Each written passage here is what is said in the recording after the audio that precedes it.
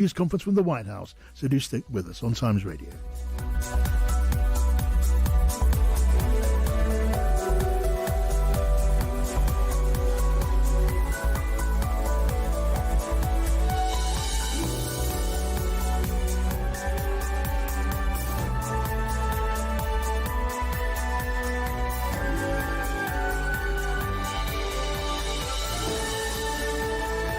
Across the UK, on DAB, online and on your smart speaker. This is Times Radio, the voice of the Times. It's 6 o'clock. I'm John Pienaar. Welcome to Pienaar Friends, which tonight is Martina Bet from The Sun and the former Labour advisor Matthew Torbitt. And you, very happy to say, send me a text, send me a tweet, and we can chat after the news with Andy Hayes. Thank you, John. Good evening. More than 100 British Special Forces, MI6 spies and military officers were named in the data leak which put up to 100,000 Afghans at risk. Defence sources say the data set contains personal information belonging to brigadiers and major generals who vouched for Afghans trying to come to the UK. Emails of government officials were also included, as well as email exchanges. Labour's leader of the House of Commons, Lucy Powell, has told Times Radio the Tories are on the hook for this. The previous government absolutely, I think, has questions to answer. And it's not to make a party political point about that. It's to make a point about the fact that a collective decision was made by ministers and senior people about basically keeping the public and Parliament in the dark about this issue. And that is something that I think is deeply uncomfortable and concerning for all of those who are in public life. An Israeli tank is reported to have fired on the only Catholic church in Gaza, killing 3 people. There's been condemnation from the Orthodox Church of Jerusalem, while the Pope has called for an immediate ceasefire in Gaza. Gabrielle Weiniger, Times correspondent in Israel, has more details. Israel hasn't commented on whether this was an airstrike or a artillery shell, but witnesses are saying that this was tank fire very close to the only Catholic church in Gaza. Several people were also injured, including a close confidant of the former Pope, Pope Francis, and the parish priest, Gabriel Romanelli. And he was in charge of looking after around 600 displaced people who were sheltering in that church. Access to e-gates, train services to Berlin and visa-free school group travel are part of a new treaty between Britain and Germany. The Prime Minister and Chancellor Friedrich Merz signed the deal earlier, which also includes cooperation on security and defence. 16 and 17-year-olds will be able to vote at the next general election. It was part of Labour's manifesto. These teenagers at a London skateboard park have given it a mixed reaction. The people that I'm friends with definitely care about politics and about who's in government. You kind of have to actually listen, watch the news. Kids our age don't really want to do that. I don't know if we're developed enough to really know what we're talking about. I mean, it's 16. I'm just skating right now. I don't even have a job. The plans include accepting bank cards as a form of voter ID. And a man who was jailed for theft based on the evidence of a corrupt police officer has had his name cleared. Errol Campbell's 1977 convictions have been quashed at the Court of Appeal. He died in 2004. The case against him was led by discredited Detective Sergeant Derek Ridgewell. Another man, Ronald D'Souza, has also had his conviction quashed. And for a news bulletin when you want it, search for the Times News Briefing on the Times Radio app. Across the UK, on DAB Digital Radio, on the Times Radio app, and on your smart speaker. Pienaar and Friends on Times Radio with Barclays Business Banking. It's good to have you with us on Pienaar and Friends, an hour of good conversation in good company. Tonight, that is Martina Bet, the political correspondent at The Sun. Hello, Martina. Good to see you back. Hello, good to see you. And Matthew Torbitt. Good to see you too, former Labour advisor. Hi, Matthew. Good evening. And if you are listening, you are more than very, very welcome. You can watch too on YouTube if you want to watch along as well as listen in on the Times Radio YouTube channel. Now, Martina, what's your thought for the day? So today I've been on a quite interesting visit with the Technology Secretary. I was in Bristol for the launch, or the switch on actually, of the UK's most powerful supercomputer. And it's, its name is Isambard AI. It's now live in Bristol and it's powerful enough to process 80 years worth of calculations in a single second. And it was just really interesting because what they want to do basically is a public supercomputer, and the government will decide what projects the supercomputer will do. And what they want to do is specifically, I think 50% of it will go towards medical projects such as slashing NHS waiting times, curing cancer. And I spoke to the technology secretary, and he told me that actually he thinks that his mum, who died of lung cancer, would have survived had that technology been in place a few years ago when she got cancer. Because this supercomputer, what you can do is basically he said that the scans for the lung cancer that his mum had weren't able to detect the cancer, whereas with the supercomputer, they would have been able to catch it much earlier. Yeah, and process vast numbers of patients as well. As you say, virtually no time, so no long waits for the results of more conventional tests for cancer, the biopsies, the scans, and all the rest of it. And another thing that they were talking to me about today was help with dementia patients, because in a few years' time they will be able to basically have a sort of GoPro of people going around the house, and AI basically telling them and reminding them what they can do. And I think it's just, the sky's the limit of what is going to happen in a few years' time. And I don't think people really understand what this new technology can do to help their lives. Now, what's your thought for the day, Matthew? Mine was, I was reading Seb Payne's piece in today's Times about a potential vibe session. The country is not in a recession, but we potentially are in a vibe session. A recession-like mood. Yes. The vibe session was a term coined by the economist Kyla Scanlon to explain the transition from essentially low inflation and cheap money to whatever we're sort of in now, this sort of flux of a doom loop almost, I suppose. And it got me thinking whether we are, or whether we do this thing where, everybody believes their era was the golden era. And I think that's because we were childlike and innocent, and there wasn't as many worries, and we enjoyed ourselves, and we played, and we did whatever else. Whereas really, this should be the golden era, precisely as Martina's laid out, because of things like technology and the advancements we've made and whatever else. And I was intrigued to see what you both thought about what we are in. Is it a vibe session? Is everything hopeless? Is that just a general mood, or is it a bit of an online doomscape as such? Interesting. There is an intangible element to recessions. Obviously, a recession, strictly speaking, is 2 consecutive quarters of negative growth. That's what a recession is. Sometimes we've seen us go into one and out of it with barely noticing the difference, because sometimes it's such a statistical, sort of minute difference that there isn't a difference. But there's always been a worry about, this old cliche, don't talk the country down, because pessimism about the economy, which is reflected in surveys about confidence in the future and your own personal finances, and same for businessmen, that can be self-perpetuating. I think so. Well, we used to say it with football. I used to play football at half-decent level before politics, and one of the most prescient managers I had always used to say, positivity spreads the same way as negativity, and if everyone you speak to is saying, it's awful, isn't it, it's awful, which is actually all I seem to come across at the moment, then you begin to go, it is, isn't it, actually, like how awful it all is. I think that was the problem with Rachel Reeves as soon as she got into power, because for months she talked down the economy, and then there was this switch. I think it was a Labour conference, and suddenly, she was smiling. There was loads of pictures of her smiling, delivering that speech, saying, actually, we are in a good place right now. We'll sort out the 20 billion black hole. But actually, as you said, there were lots of surveys that showed that the Labour government talking down the economy did quite a lot of damage. Well, yeah, and one of the early errors I thought was Keir Starmer saying it's going to get worse before it gets better. I think they were probably trying to do a sort of 2010 conservative thing of long-term economic plan, Labour have ruined the economy, etc. And I thought, you've misjudged this, because people don't have the patience anymore because of the last 14 years, potentially. Yeah. People feeling potentially less worse off than they ever have.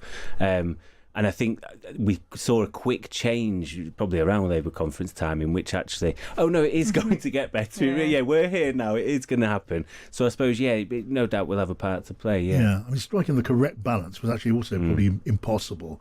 To come in and sound very, optimistic about the state of the economy, did sound rather off. But then the economy was in a pretty sorry state. And the argument now that the government inherited the fastest growing economy in the G7, we were talking about, in one quarter, 0.4% growth. In another, it was 0.7%, which was upgraded to 0.8%. These are pretty insignificant signs of the economy suddenly booming. Yeah, that's anemic growth. And actually, if they banked everything. I think one of the biggest mistakes that the Labour government did was running up to the election.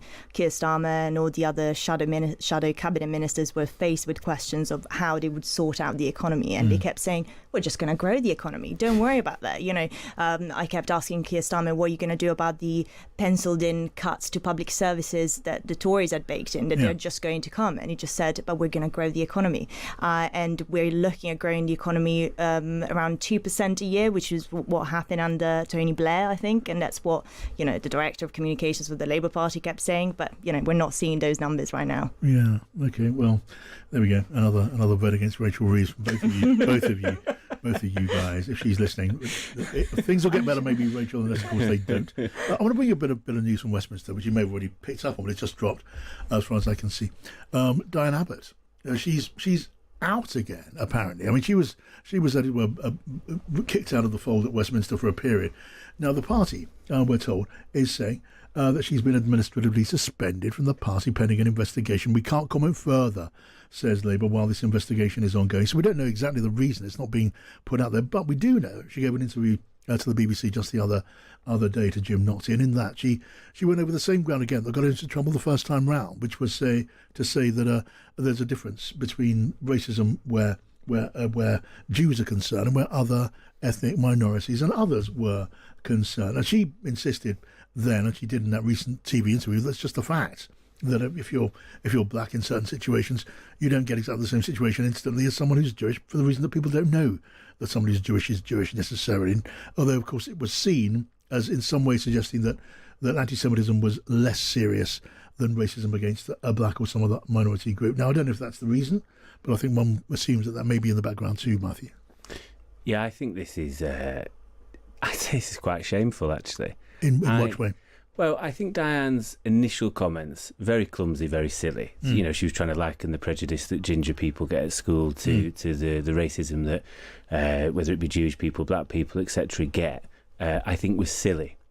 And I always had a theory that it was the weekend of the Stephen Lawrence anniversary, and I wondered whether that had, this woman has been in politics decades, and I wonder if that weekend she'd looked and gone, what's changed? The racism she gets on a daily basis, and people get on a daily basis, and the normalisation, particularly on social media, to people of all different backgrounds, misogyny, all this sort of different prejudice.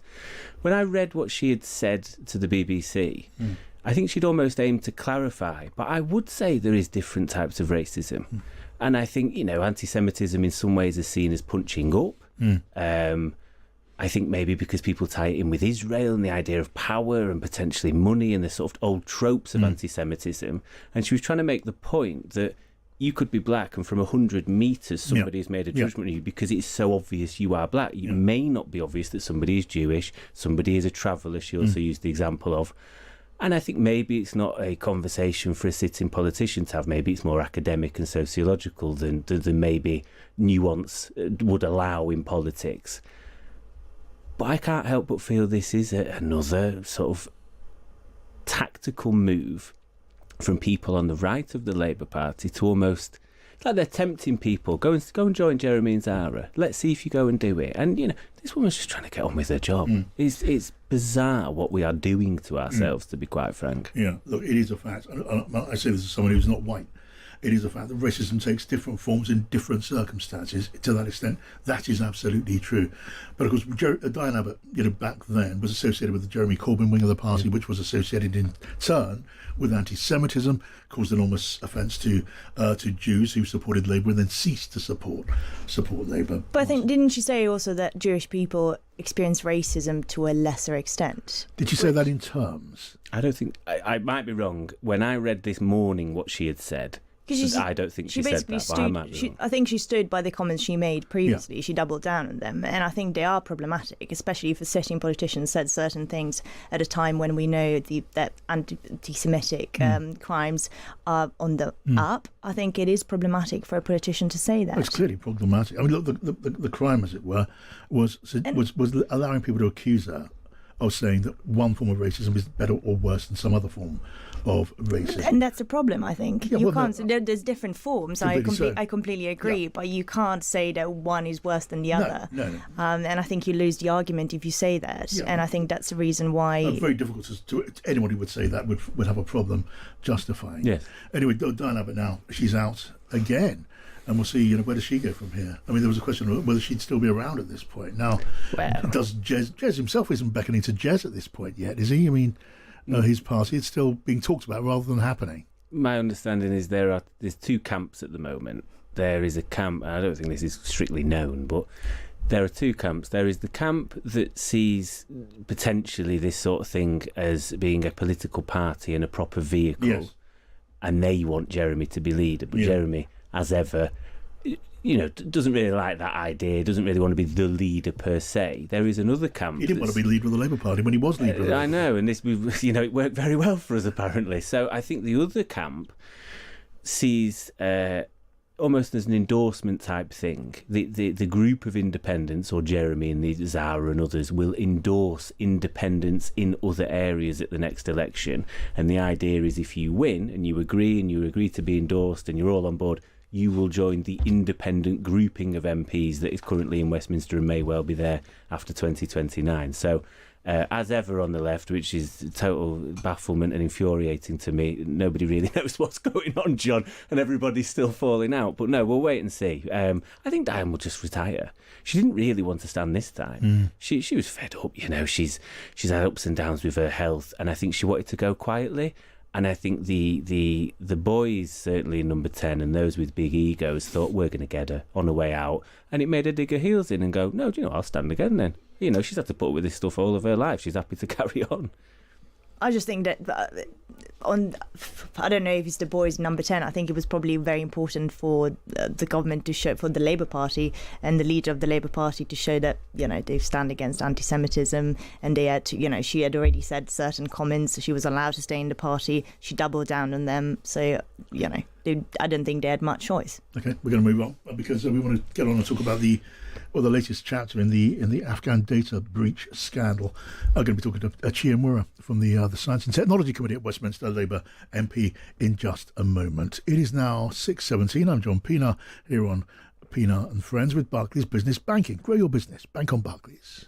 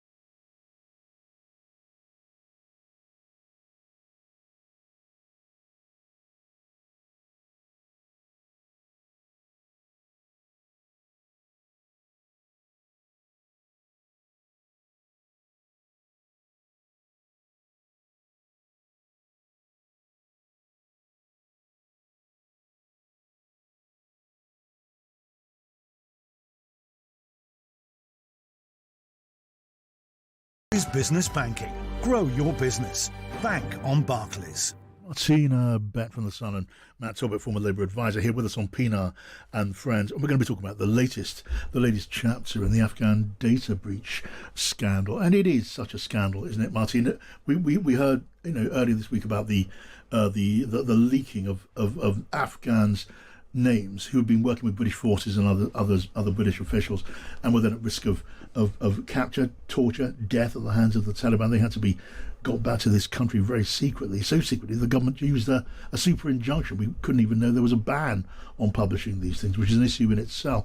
But now we find out that the Special Forces soldiers and MI6 spies, as well as high-ranking army officers to the rank of Major General, were among those names on that breach. It gets worse and worse. It does, and I just think it sort of explains why the super injunction was sought and was granted. Does it justify it, though, Martin?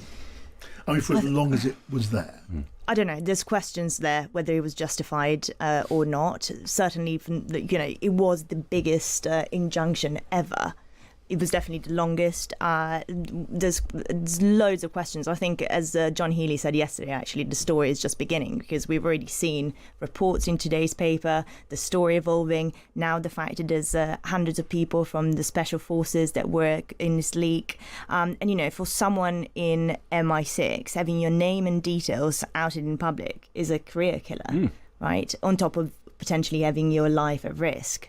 And I'm sure there will have been loads of conversations going on in the MOD and within government security services to what, countries like for Russia or Iran, being in possession of this list. What was the risk there to those people? That's the main question. Right. In terms of the politics there, there was a story in the Telegraph today about lots of rows happening in cabinet under the Conservatives, with the Home Secretary at the time, Suella Braverman, Foreign Secretary James Cleverly, saying they didn't want these people to come over, the Afghan people to come over. As I said, I just think this story is just only beginning, because it's been kept secret for so long, and now people are just going to talk. Yeah. Okay. Well, look, there's another one who wants to get involved in investigating all of this. It's Dame Chi Inwera, who's the chair of the Science, Innovation and Technology Committee at Westminster, and who is on the line. Evening to you, Chi. Good evening. Thanks for coming along. So look, you have your particular concerns, and I know you've written to the Information Commissioner about them. Just take us through what concerns you. Well, yes, absolutely. I mean, obviously, as you've just been saying, this is an absolutely huge story that it's just beginning to unfold. And both the Prime Minister and the Secretary of State for Defence have said, that now the scrutiny begins. And because this is the Ministry of Defence scandal, most of the scrutiny of that should really rest with the Select Committee for Defence. But as the Select Committee for Science, Innovation and Technology, I've written to the Information Commissioner's office to make sure that the appropriate sort of processes were followed, so that we can be sure that what they did in this case was not an exception, and they didn't make some kind of special allowances for the fact that it was a Ministry of Defence leak. I mean, in terms of data management and sort of data management good practice, the idea of having 18,000 instances of detailed personal data in one file, and then being able to attach that file and email it, those are like two major red flags, and whether it was British citizens, obviously, or Afghan citizens whose data was not protected at the issue. So I want to know from the Information Commissioner who is responsible for investigating data breaches. That they have to be notified of major data breaches within 72 hours. They've said that they were notified within 72 hours of the original breach. I just want to make sure that they followed all the basic principles and processes to investigate this in conjunction with the Ministry of Defence, and that they are confident that the processes have been put in place to make sure, or being put in place to make sure this doesn't happen again. Yeah. So why on earth were these names, these officers, these military officers' identities, the names of MI6 spies? Why were they in the same place in the system? that they were capable of being leaked? That's an enormously important question. And you say that the Information Commissioner was informed within that necessary period. Do you mean from the moment of the when the leak was identified originally? Yes, Back at the time of the original injunction. Yes, my understanding is that the ICO, the Information Commissioner, has said that. So the data protection legislation requires that they are notified within 72 hours of a breach taking place. My understanding is that they have said that they were notified within 72 hours of this breach taking place, and that they then worked with the Ministry of Defence to look through their data protection processes and to check that the Ministry of Defence's own investigation was of good quality, and that they are confident that it is a good ongoing quality. And I just want to make sure that's the case, because obviously, so many issues are raised by this, and it does seem like such basic, rules or guidance or best practice, whatever you want to call it, was not being followed in a department which is responsible for all our security as a real level, as well as on a sort of data protection level. We want to make sure that we're clear about what happened then, and then the Select Committee for Defence is going to do the overall sort of big investigation into every aspect of what happened trying to find out every aspect of what happened on this case. My colleague Tan Desai, who's the chairs the Defence Select Committee, has called it the most expensive email in history.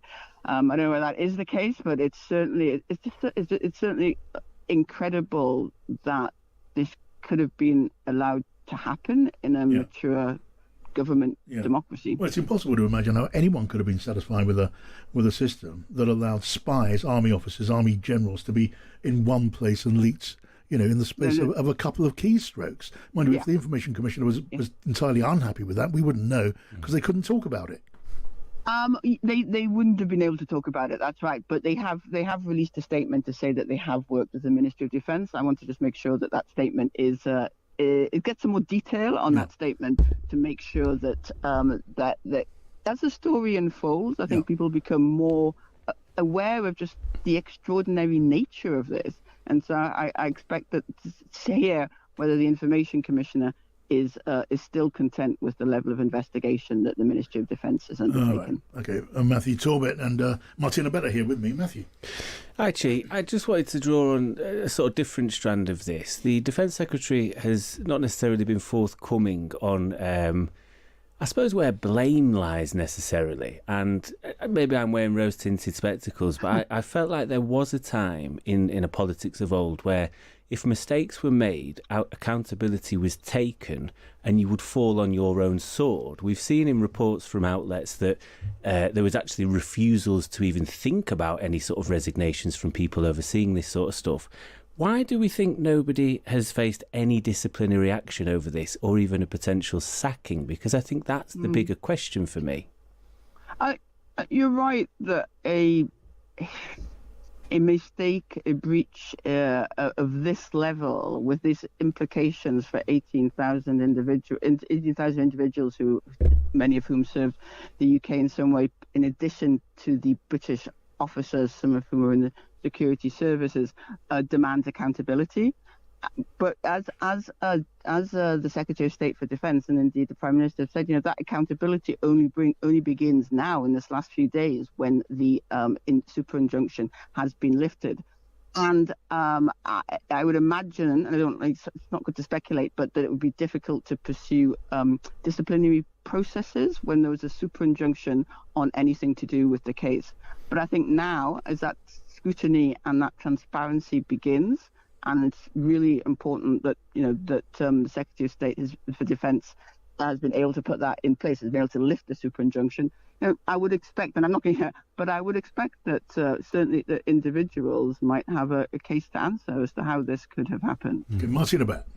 I wanted to ask you what you thought about other politicians and the Lib Dems in particular calling for an inquiry into this, because as the story goes on, it's just getting worse and worse. And we just talked about accountability, and obviously you mentioned the fact there was this super injunction, and maybe that was the reason why people didn't quit. bit in response to this, but actually there's lots of reports saying that the general in charge of all of this, Sir Gwyn Jenkins, he said that he didn't even want to consider quitting as a result of this. And he was the man in charge of the poor guy that managed to send the data by accident. So I think, do you not think an inquiry is needed? I certainly think, and that's what the Secretary said, that scrutiny begins now. So certainly, this Defence Select Committee has said that it's going to do an inquiry into what happened. Yeah, I do think you have a point, given the nature. We've seen the huge scandals in the Post Office Horizon scandal, how we had to wait years and years to get an inquiry on that. The tainted blood scandal, public inquiries can have the advantage of being able to draw on more evidence and witnesses and get more accountable, but they also can take a long time to set up. So I think that we'll see over the sort of coming days and weeks, just the extent of the scandal and the right sort of response in terms of we've got public inquiries, we've got private inquiries, we have statutory inquiries, we have the select committee inquiry. So getting that right, getting the response that matches the gravity of what has happened is important, and I think that's a good question, but I'm not in a position to answer it right now. All right, Chi, and we'll keep in touch on this. Thank you for coming on. Now, after the news, we're going to cross over to Washington DC. There's a briefing now expected, I think, almost any moment, at the West Wing of the White House, with the now very famous press secretary to the president, Caroline Leavitt, is going to be taking questions from the media, and no doubt giving every bit as good as she gets, because that is what she does. Pienaar Friends are going on in just a second with Martina Bet and Matthew Torbitt. And now with the news at 6:30, Andy Hayes. Across the UK, on DAB, online and on your smart speaker. This is Times Radio. Thank you, John. Good evening. More than 100 British Special Forces, MI6 spies and military officers were named in the data leak, which put up to 100,000 Afghans at risk. Defence sources say the data set contains personal information belonging to brigadiers and major generals who vouched for Afghans trying to come to the UK. Emails of government officials are also included, as well as email exchanges. Larissa Brown, the Times' defence editor, says the spreadsheet contains top-secret names. Sources have admitted that it does have the details of MI6 spies on there. Obviously, this is extremely potentially valuable information to the Taliban. Of course, one would assume that over the last 2 years, those people that are identified on that list have changed their details. So you would have thought they're no longer at risk. Police say rescuers are working to free passengers after a bus bringing children back from a day trip came off the road near Minehead in Somerset. Officers say most of the passengers have been taken off the vehicle. Diane Abbott has become the fifth Labour MP to be suspended by Sir Keir Starmer this week. The MP for Hackney North and Stoke Newington has lost the whip a day after Rachel Maskell, Brian Leishman, Chris Hinchcliffe and Neil Duncan Jordan.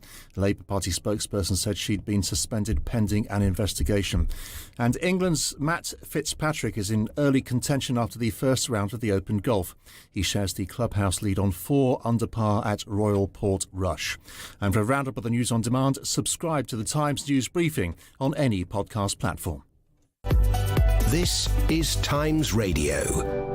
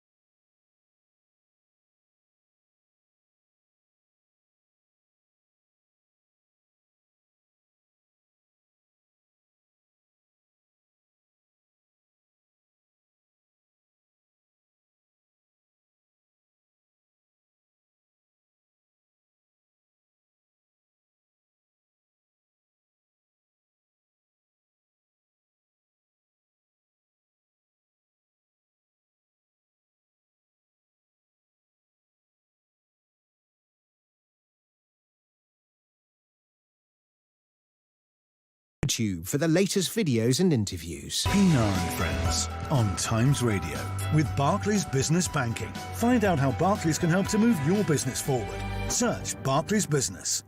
Matt Torbitt's here with me on Pienaar and Friends, as is Martina Bet from The Sun. And we're joined by Kate, who takes over at 7. Hi, Kate. Hi, John. Plenty to discuss. We've had a flurry of news, haven't we, in the last 60 to 90 minutes or so. So we'll discuss Diane Abbott's suspension from the Labour Party. We'll talk about, of course, this data leak, including several British associated names, 100 members of the Secret Service, MI6 spies, and beyond. We'll speak to Larissa Brown, the Times defence editor, for a bit of context on that.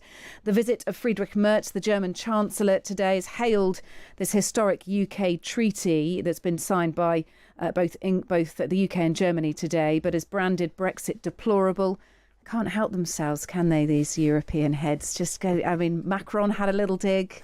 Merz has had a little dig today. So we're just too irresistible. Yeah. Well, they're being consistent, to be fair. They are being consistent. This is absolutely true. We'll get the latest on the junior doctor strikes from the Times' Eleanor Hayward. Michael Crick joins us as well today to dig into some of the big stories of the day in politics, including the voting age. Our big guest at 9:30, our newsmaker, is Dame Andrea Jenkins. She's the Reform UK Mayor of Greater Lincolnshire, a former Conservative Cabinet Minister.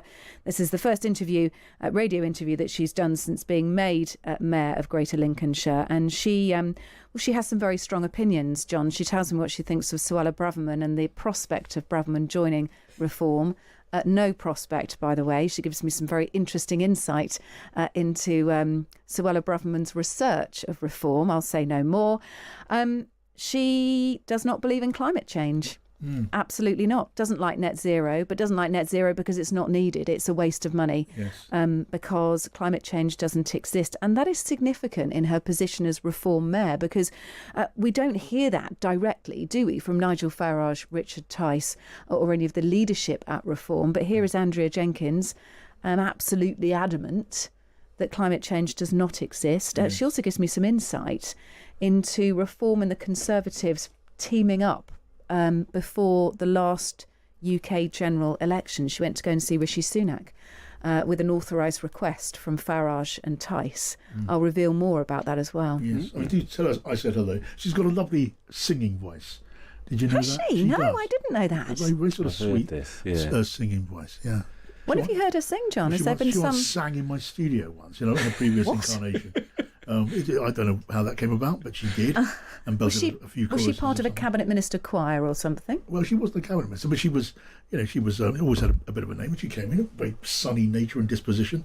Yeah, she was really nice to talk to. We were chatting away the one that one does, and she burst into song. Well, she was a singer back in the day, wasn't she, I believe? I think she was I don't quite say pop star, but I think she had a bit of a little bit of a career. Pop star. She did have the job of singing, I think it was the national anthem at a Reform gathering. Oh. Belted it out. Yeah. Not at all bad. Anyway, tell her I said hello. Good honour. Will do. Thank you. Loads to come. Good stuff at 7 o'clock with you, Kate. Now let's do what we do at this time quite a lot of the time for a very good reason. We're going to cross the pond and talk to, on this occasion, Molly Ball, who's the senior political correspondent at the Wall Street Journal. Hi to you, Molly. Hi to you. Hey, always lovely to hear your voice. And we're going to hear the voice of Caroline Levitt, which is also, well, not quite as lovely as your voice, Molly, but often very nearly as interesting. We're going to hear what comes up there. I wonder if we're going to get some reference to Epstein at that news conference, because that really is kind of taking off, Molly, isn't it? I mean, Donald Trump, the more he tries to sort of damp it down, the hotter it gets. And now Elon Musk has piled in again, hasn't he? That's right. It does seem to be a scandal, or whatever you want to call it, that just won't die. I think there's just clearly so much outrage and curiosity around it among Trump's own supporters that it's been, and because he hasn't given a sort of satisfactory explanation beyond this, Justice Department memo that basically just said there's nothing to see here, and now and Trump himself keeps bringing it up, even as he has told people to move on from it.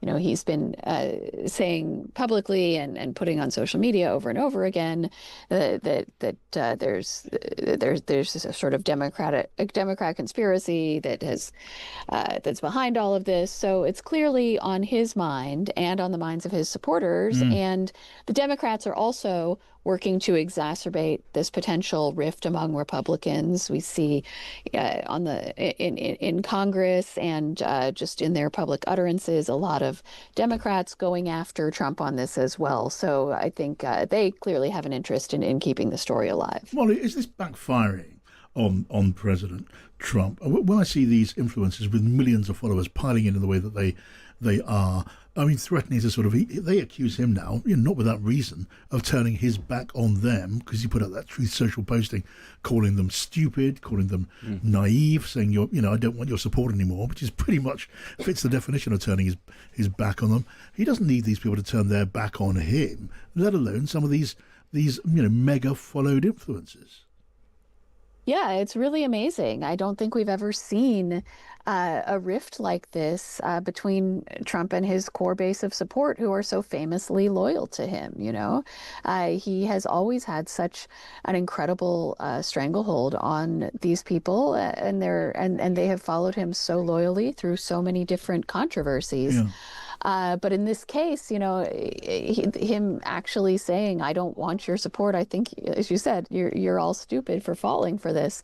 That's not something we've seen him do before, and it's clearly gotten under his skin and made him angry, and he's sort of lashing out at some of the very people who have been the most loyal to him. I want to bring in Martina and Matthew in just a second, but is there any chance of this move in Congress to force the publication of the Epstein Files?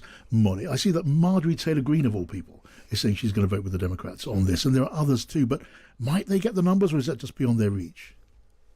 It's possible. I think there are procedural reasons that make it somewhat unlikely, but the Democrats are clearly driving at it. And as you say, there are a few Republicans on board as well. So it is certainly possible, although I think it is more sort of symbolic in nature in an attempt to pressure the administration not to completely move on from the issue. But it is always very difficult for something that is not supported by congressional leadership to get through Congress. And I don't think, even though Mike Johnson said that he too, the Speaker of the House, would like to see more transparency, I would be surprised to see him endorse this effort. And there are various ways for him to kill something that he hasn't authorized in that case. And the Speaker, he's backed off a bit now, hasn't he? He seemed to be in the publish camp, and now he seems to be saying publish what's credible, which is an echo of what Donald Trump was saying. And by saying let's publish what's credible, it kind of implies that stuff isn't going to be published. That's right. And you see that all of, Trump supporters in Congress and so on are trying to remain loyal to him while also trying to give their base what it wants. And, they haven't previously faced any kind of tension between those two things, but now they are. Okay, I want to bring Martina and Matthew in on this. I'm sure they always want to pick your brain. We always want to pick your brain, Molly. I want to bring you this piece of news first, though. A major incident's been declared after a coach bringing children back from a school trip was involved in this accident. We understand at the Times at least one person's feared dead. Avon and Somerset police say the coach was carrying approximately 60 to 70 people. There's no confirmed number of casualties at this point. I'm sure Kate Borson will have more on that story as it develops. Now, time is now 6:42. You're listening to Pienaar and Friends with Martina Bet from The Sun, Matthew Torbitt, former Labour advisor, and on the line, Molly Ball from the Wall Street Journal.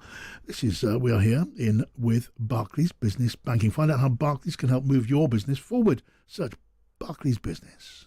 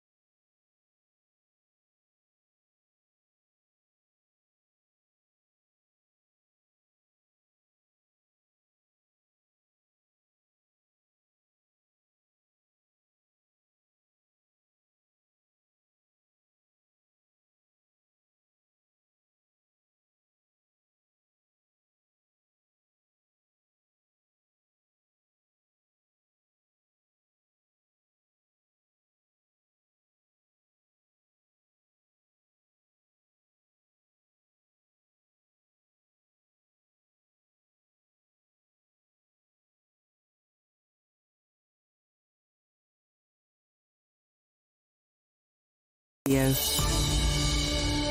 here with me on Pienaar Friends, Matthew Torbitt. We've got Martina Bet from The Sun and Molly Ball from The Wall Street Journal on the line from the USA. And the briefing has begun at the White House. Caroline Levitt is taking, well, she started with an opening statement to the media. Let's just have a quick listen into that. Good afternoon, everyone. I apologize for our tardiness. I was with the president.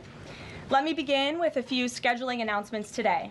President Trump will travel to Scotland, where he will visit both Turnberry and Aberdeen from July 25th to July 29th. During the visit, President Trump will meet again with Prime Minister Starmer to refine the great trade deal that was brokered between the United States and the United Kingdom.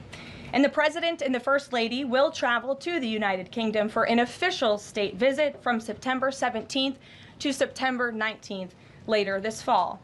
This will mark a truly unprecedented second state visit for President Trump, and he is honored and looking forward to meeting with His Majesty the King at Windsor Castle. There has been a wave of positive economic news over the past week, which I would like to highlight today. Joe Biden's inflation crisis has been defeated. Prices paid to American businesses for goods and services were flat in June, which is lower than all 50 forecasters in the Bloomberg survey predicted. And core inflation, which is the best measure of inflation, came in lower than expected again in the month of June. Since President Trump took office, core inflation has tracked at just 2.1% overall and has come in below or at economists' expectations every single month. Wages are growing at a strong pace and prices are falling for everyday Americans. We also saw prices for new and used vehicles and airfares drop last month. In addition, prices for gas, fuel oil, energy commodities, hotels, airfare, public transportation, and fresh vegetables are all down over last year. As we said all along, trust in President Trump. The American dream is back, and everyday families are already reaping the benefits of this incredible economic turnaround in just 6 months. President Trump has ended the era of economic surrender and implemented powerful tariffs to stand up for our workers and businesses and rebalance America's trading agreements. Despite all of the doom casting from the so-called experts claiming that these tariffs would be the end of the world as we know it, the opposite has occurred. Tariffs are not inflationary, as President Trump has said all along. In reality, tariffs are a source of massive revenue. We're seeing trillions of dollars in private investment pour into our country right now because the companies around this world want to make their products right here with American labor and not have to pay any tariffs at all. Customs and tariff revenue has already totaled more than $113 billion since President Trump entered office, helping to lead a budget surplus in June for the first time in nearly a decade. We are truly entering a golden age as a result of these pro-growth and America First trade policies. On another matter, yesterday in the East Room, the president was proud to sign the Halt All Lethal Trafficking of Fentanyl Act into law, surrounded by angel families to help finally end the devastating fentanyl crisis that has ravaged millions of Americans. Okay, Caroline Levitt now, the president's press secretary, in full flood, in full flow, proclaiming, we heard there, a massive economic turnaround. Maybe I'll have a word about that in just a second. But Molly, looking forward, the president, to the state visit in September. Massively looking forward to that. As I can believe he is. I'm sure the King's looking forward to that equally well. I mean, we know that Donald Trump does love the UK and does love that contact with the royal family, doesn't he? Yes, absolutely. And I think he's been looking forward to this and talking about this for some time. And it'll be interesting to see all you folks host him. I don't know what you have planned, but I'm not invited for some strange reason. Or if I am, my invitation may have got lost in the post. There must be some such. All my white tie and tails are still at the cleaners, so maybe I won't quite be there. But I look forward to seeing how it all pans out. Matthew and Martina are here. Matthew. Hi, Molly. I'm wondering on the Epstein stuff, there's a lot of talk about how this is going to affect Trump, and it appears to be not going away. The more he tries to dampen it down, it gets people even angrier. Looking forward, though, How big of a problem do you think this is going to be for J.D. Vance? He's going to be, someone that's going to be vying for the nomination to be the Republican presidential candidate in a few years. He famously went on Theo Von's podcast and said, yeah, no, why don't we release it? And Theo Von has since tweeted, yeah, why don't we? Sort of slapping back now, months on. It can't be underestimated the sheer amount of following these people have. I think Theo Von's had nearly 1 billion views on his YouTube channel since he launched. How much of a problem do you think it will be for him, specifically if it's Trump handling a lot of the PR of this and saying, well, I don't want your votes anyway, if you all believe in it? Yeah, it's a good question. I mean, it doesn't appear that Vance has gotten crosswise with the base on this in the same way that Trump has. But if this becomes an enduring black mark in the eyes of the base with Trump and, his entire administration, when and if it becomes time for Vance to start asking for people's support, he's probably going to face questions about why he didn't do more to make this happen or to explain, the stance that the administration ended up taking that was so at odds with the expectations that they raised previously. So I think, this is still a moving story. This is not closed as much as the administration would like it to be. And if the people who are upset about it remain upset about it, they're going to have questions, I think, not just for and about Trump, but about everyone in his administration. Martina Bet. I just wanted to ask you what you think this will do in terms of the concerns about the deep state and conspiracy theories, because actually I think, Trump calling this a hoax, it just won't kill the speculation. It will just pour petrol on it. People will now wonder what changed, what is he hiding? And we know that there's lots of right-wing podcasters and, right-wing influencers that build their brands on this sort of, exposing Epstein's network. So how much will this fuel those conspiracy theories? Well, it's interesting. I mean, I think, yes, the conspiracy theory aspect of it has obviously been a very big part of Trump's brand and his appeal, and he's always been very sympathetic to those types of voices. And now you see people like an Alex Jones, famous conspiracy theorist, is among those who are blasting Trump over the tack he's taken on this. The other thing I think is interesting is that Trump has also faced blowback from MAGA on national security issues, whether it's the turn he's taken on Ukraine or the decision to strike Iran. That was something that also raised the hackles of people on the MAGA right who wonder if the administration has been infiltrated by the so-called neocons that they worked so hard to keep out this time around. So I think there's a potential for a sort of larger rift between Trump and the movement that he created. And if he doesn't control it, I don't think we know what that sort of force could be. All right, Molly, really great to talk to you. Thanks for joining us on the show this evening. Let's talk again soon, because there's always going to be something for us to talk about. Molly Ball there at the Wall Street Journal.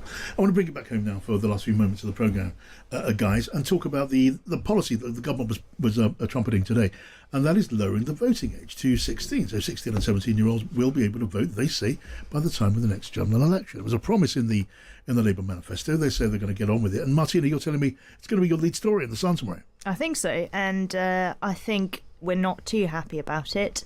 I think that's our take. And, the right to vote isn't just about being legally allowed to do certain things, it's about having the maturity, experience, understanding to help decide who's going to be your next leader, the future of your country. And I think at the age of 16-year-old, sure, you can do things like pay taxes and work, get married, as Angela Rayner said, but mistakenly, only with parental consent, parental permission. So, voting, on the other hand, is unrestricted power with serious consequences.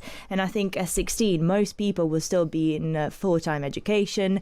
They won't know what it is like to have a proper job and what a mortgage is like. And I think it's too soon, actually. Yeah. So your position on this at the Sun is going to be, it's just too soon. People don't have the experience or the judgment at that age to make a choice about who's going to be the government of this country. Although they do pay taxes, the government appoints, out. Is it on that head the problem comes, or is it there's also the argument the government's looking after itself, that the presumption most of these young people are going to vote Labour? Absolutely, and he comes at a time where the popularity of this government is a low time level, and there's been lots of politicians saying this is gerrymandering, and you're just doing this to look after yourself. At the same time, there's a good question to ask whether this could actually backfire, because actually we know that reform has actually got a pretty big fan base of younger people. And I had a look. Obviously, this is just anecdotal, and it's just, it's not a focus group or a poll, but I went on TikTok. Do you know how many followers does Nigel Farage have on TikTok? My word. Are we talking, I don't know, it's over the million mark, right? Yeah, it's 1.2. Quarter? Yeah. It's 1.2. And do you know how many followers the Labour Party has got on TikTok? About 200,000. Something like that. Yeah. And it's, it's crazy, isn't it? Just the amount of sort of, I don't know, just how much he appeals to younger generations, I think is incredibly fascinating. And the question is, why does he? Yeah, in the Merlin Strategy poll among 16 and 17-year-olds, a very fresh poll, they put reform only 10 points behind Labour, which may seem like a lot. In a general election, it would be. But when you put that on top of the fact that a lot of these, there's potential and will be young voters say they'd vote for a third party, they're disillusioned with politics a great deal, unhappy with all of that. You'd think for reform, they may think, although they're complaining loudly about this, they may think, well, maybe there's stuff there, fruit for the picking. And put it at the trend across Europe and in America, where young men in particular have been drifting to the right, and put over that the fact that the MAGA movement has been so successful in reaching young men in particular through gaming and advertising on gaming platforms, for example. Discord. Well, maybe Labour shouldn't be too complacent about all that. Absolutely. No, because I don't think you should do these things just to benefit yourselves. They insist that they're not, but don't tell me it's not in their mind. If they are, they are. But I'm relaxed about this because I thought it was the right thing to do. It's the same people I used to argue with in the Labour Party who would go, oh, you can't have proportional representation. If we'd have had that in 2015, we'd have had a massive majority with the Conservatives and UKIP. And I thought, well, you can't just do things just to benefit yourself. If that's what the public want, then unfortunately you've not delivered as a party, clearly. The reason I'm not too fussed about the age is we can have the argument about tax and all the rest of it and contribution to society.